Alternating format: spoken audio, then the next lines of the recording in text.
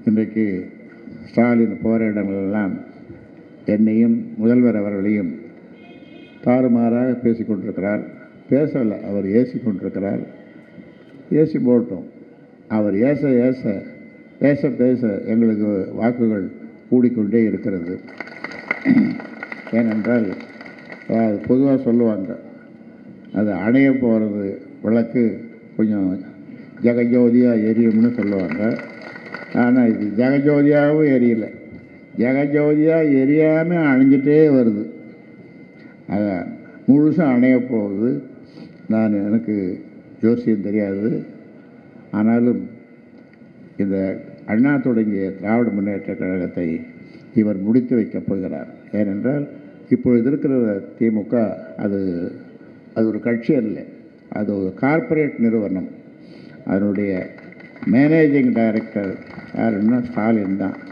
அவருடைய டைரக்டர்ஸ் யாருன்னா அவருடைய மகன், மருமகன், இவரெல்லாம் டைரக்டர்ஸ். ஆலோசகர்கள் யாருன்னா அண்ணா திராவிட முன்னேற்ற கழகத்திலிருந்து போன துரோகம் செய்துவிட்டு போன 2-3 பேர் அவருக்கு ஆலோசகர்கள். ஆக உருப்படுமாது. அதனாலே சொல்லுகிறோம், அந்த வகையில் திராவிட முன்னேற்ற கழகம் இனி நாட்டுக்கு தேவையில்லை. அதே போன்று பல கட்சிகள் நாட்டுக்கு தேவையில்லை. அதனால் இதையும் இந்த நேரத்தில் சொல்லி, பிரதமர் நரேந்திர மோடி மீண்டும் பிரதமராக வரப்போகிறார். கருத்து கணிப்புப்படி இன்றைக்கு 300 நாடாளுமன்ற உறுப்பினர்களை அந்த கூட்டணி பெறும் என்று கருத்து கணிப்பு. காங்கிரஸுக்கு எவ்வளோ கிடைக்கும் என்று சொன்னால் இன்றைய நிலவரப்படி அவர் 75-100 தான் அந்த கூட்டணிக்கு. அந்த வகையில் இங்கே சொன்ன மாதிரி அது காங்கிரஸ் திமுக இது பொருந்தா கூட்டணி என்று எல்லோரும் பேசி வருகிறார்கள். அது மட்டுமல்ல, நான் எல்லா கூட்டங்களிலும் சொல்லி வருகிறேன், திமுகவினுடைய அத்தியாயம் இந்த தேர்தலோடு முடிந்துவிடப் போகிறது என்று சொல்லி வருகிறேன். 1949 அண்ணா இந்த கட்சியை தொடங்கினார். அதன் பிறகு 67 ஆட்சியை பிடித்தார்கள். இத்தனை ஆண்டு காலம் அவர்கள் ஆண்டார்கள். எதையோ சொன்னார்கள். அடைந்தால் திராவிட நாடு என்றார்கள், அடையாவிட்டால் சுடுகாடு என்றார்கள். அதன் பிறகு மத்தியிலே கூட்டாட்சி, மாநிலத்திலே சுயாட்சி என்றார்கள். 18 ஆண்டு காலம் இவர்கள் ஆட்சியில் இருந்தார்கள். மத்தியிலே எதையும் செய்யவில்லை. அதற்காக ஒரு சிறு துரும்பை கூட இவர்கள் கிள்ளி போடவில்லை. தமிழ் தமிழ் என்று மூச்சுக்கு மூச்சு பேசினார்கள். தமிழ் தான் எங்கள் மூச்சு, இல்லைன்னா போச்சுன்னாங்க. ஆனால் தமிழுக்காக இவர்கள் என்ன செய்தார்கள் என்று கேட்டால் ஒன்றுமே செய்யவில்லை. தமிழை வளர்ப்பதற்காக இவர்கள் எதையுமே செய்யவில்லை. அதே மாதிரி இங்கே தம்பி சொன்ன மாதிரி ஒரே நாளிலே 2009 1.5 லட்சம் நம்முடைய தொப்புள் குடி உறவான ஈழத்தமிழர்களை கொன்று குவித்தார்கள். 3 லட்சம் பேர் முள்வேலி அடைத்து, கர்ப்பிணி பெண்கள், குழந்தைகள் இவர்களெல்லாம் அடைத்து சோறு இல்லாமல் தண்ணி இல்லாமல் அவர்கள் சித்திரவதை செய்யப்பட்டார்கள். பிரபாகரனுடைய மனைவி குழந்தைகள் எல்லாம் கொடூரமான முறையிலே அவர் கொலை செய்தார்கள். இப்படிப்பட்ட அந்த கூட்டணி, அதற்காக அவர் கலைஞர் அவர்கள் உண்ணாவிரதம் இருந்தார். 3 மணி நேரம் உண்ணாவிரதம் இருந்துட்டு வந்துட்டார். ஏன் நிருபர்கள் கேட்க, தேர்தல் இது போரை நிறுத்திட்டாங்க அப்படின்னு தகவல் வந்தது டெல்லியிலேருந்து சொன்னார். அப்புறம் பார்த்தா போர் நடந்து கொண்டே இருந்தது. இது மாதிரி 1.5 லட்சம் பேர். அப்போ கேட்டபோது மழை விட்டம் தூவான விடவில்லை என்று அப்போ ஒரு வசனம் பேசினார். இப்படி ஈழத்தமிழர்களுக்கு எதிராக அவர்கள் செயல்பட்டார்கள். இந்த 7 தமிழர்களை விடுதலை செய்வதற்கு, பேரறிவாளர்கள் உட்பட 7 தமிழர்களை விடுதலை செய்வதற்கு அதிமுக எடுத்துக்கொண்ட முயற்சிகள் நிறைய. அமைச்சர்கள் கூட்டம், கேபினட் மீட்டிங் போட்டு அதில் தீர்மானம் நிறைவேற்றி கவர்னருக்கு அனுப்பியிருக்கிறார்கள். நிச்சயமாக இந்த தேர்தல் முடிந்த பிறகு அதை நிறைவேற்றப்படும். அது சம்பந்தமாக இங்கே பிரதமர் கலந்து கொண்ட கூட்டத்திலே நான் அவரிடம் ஒரு மனு கொடுத்து பேசினேன். அண்ணா திராவிட முன்னேற்ற கழகத்தினோடு பாட்டாளி மக்கள் கட்சி கூட்டணி வைக்கும்போது சாதாரணமாக நாங்கள் போய் அதில் கூட்டணி வைக்கவில்லை. 10 நிபந்தனைகளோடு 10 கோரிக்கைகளோடு நாங்கள் கூட்டணி வைத்தோம். அதிலே ஒரு கோரிக்கை இந்த 7 தமிழர்களை விடுதலை செய்ய வேண்டும் என்ற கோரிக்கை.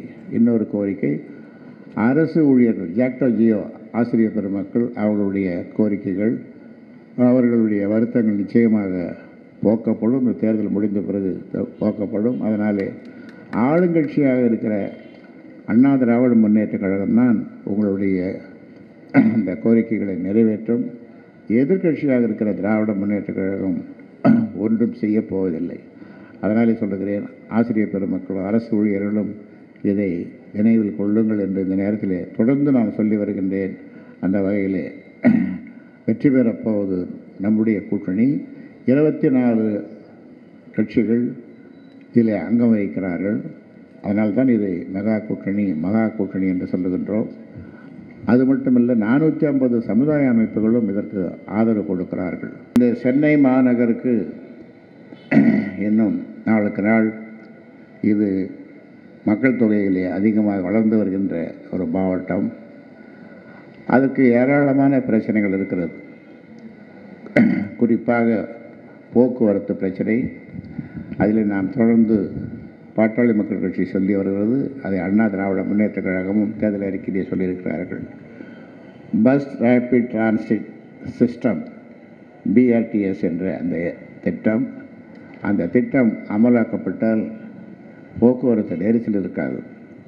ஒரு கார் வைத்திருக்கிறவர்கள் சில பேர் பார்த்திங்கன்னா அவங்களே ஓட்டி போவாங்க. அதில் ஒருத்தர் தான், அவர் மட்டும்தான், ஓனர் மட்டும்தான் இருப்பார். அல்லது டிரைவர் இருப்பார், ஓனர் இருப்பார். அப்போ அதுக்காக எவ்வளோ டீசல், நேரம், செலவு அதெல்லாம் பார்க்கணும். அதனால் சுற்றுச்சூழல் பாதிப்பு எவ்வளோ அதெல்லாம் நம்ம பார்க்கணும். ஆனால் இந்த BRTS நாம் சொல்லுகிற அந்த திட்டத்தின் பிரகாரம் ஒவ்வொரு 5 நிமிஷத்துக்கும் அருமையான பஸ் போயிட்டே இருக்கும். அங்கங்கே இறங்கிக்கலாம். பணக்காரர்கள் கூட அந்த பஸ்ஸில் ட்ராவல் பண்ணலாம். அங்கே இறங்கின இடத்துல அங்கேருந்து சைக்கிள் ஸ்டாண்ட் இருக்கும். அதுவும் அரசு ஏற்பாடு செய்திருக்கோம். அது சைக்கிள் கொஞ்சம் தூரத்தில் 1 கிலோமீட்டர் அதில் 1/2 கிலோமீட்டர் அவங்க ஆஃபீஸுக்கு அதை ஓட்டிகிட்டு போய் சாயந்தரம் வரும்போது அந்த சைக்கிளில் கொடுத்துட்றோம். இப்படிலாம் மேலை நாடுகள், பல நாடுகளில் இந்த சிஸ்டம் இருக்குது. நம்ம இங்கே அந்த திட்டத்தையும் கொண்டு வருவதற்கு நாம் எல்லாம் முயற்சி செய்ய போகிறோம். அதற்கு அண்ணா திராவிட முன்னேற்ற கழக அரசு அந்த திட்டத்தை நாம் வகுத்து நாம் எல்லாம் அதற்கு உறுதுணையாக இருந்து இந்த போக்குவரத்து நெரிசல் இப்பொழுது ரொம்ப மோசமாக இருக்குது. 1/2 மணி நேரத்தில் நாம் போனோம்னா அது நாம் எப்படி திட்டமிடணும்னா 1.5 மணி நேரம் திட்டமிடணும். அப்போ 1 மணி நேரம் வீணாக போகுது.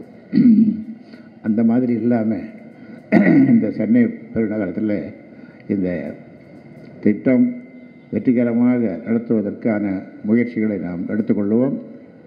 தம்பி டாக்டர் ஜெயவர்தனா அதிலே ஆர்வம் காட்டுவார். ஏனென்றால் இளைஞர். அதே மாதிரி இந்த மெட்ரோ ரயில் திட்டம் முதல் கட்டம் முடிந்துவிட்டது. 2ஆம் கட்டமாக மாதவரத்திலிருந்து சோழிங்கநல்லூர் வரைக்கும் அதில் 2 வழித்தடங்களாக போடுவதற்கு திட்டங்கள் தயாராக நடைமுறைப்படுத்தப்பட்டு வருகிறது. அதே மாதிரி கடற்கரை கலங்கரை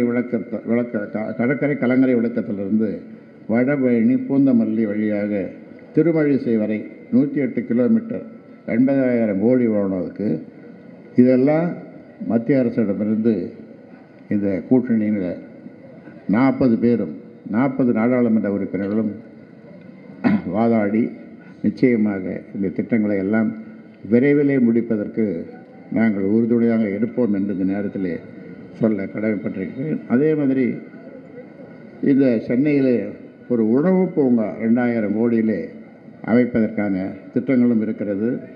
இந்த குடிநீர் தட்டுப்பாட்டை போக்குவதற்கு புதிய திட்டங்கள் தயாராக இருக்கின்றன.